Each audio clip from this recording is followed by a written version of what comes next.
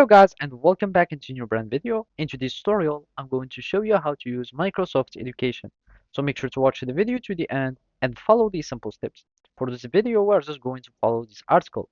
And basically here, it will show us exactly on how to activate or use like the education Microsoft account. So basically, the first step would be is to open your email. So depends on the organization that you are using or how you got like subscribe to this plan or to the education or to the Microsoft education.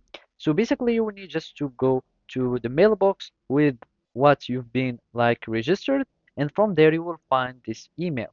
So you will need just to go to the activate your education Microsoft account, and basically they will give you a username and a temporary password. Now you will be needing to go to microsoftonline.com.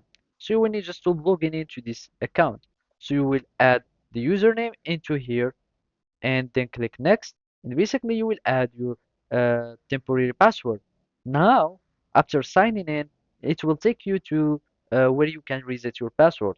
So basically here you will need to use your actual password or the new password. You click on sign in, and basically that's it.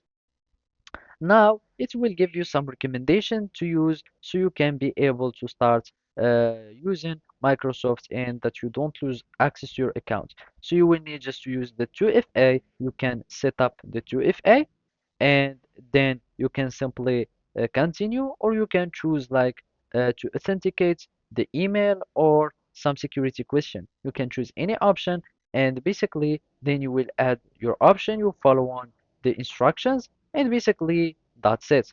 After verification, you will need just to click on finish, and now you're good to go. And basically now you will be able to start using your applications normally as you are doing with any other type of accounts. So basically that's it. Thank you for watching and see you next time.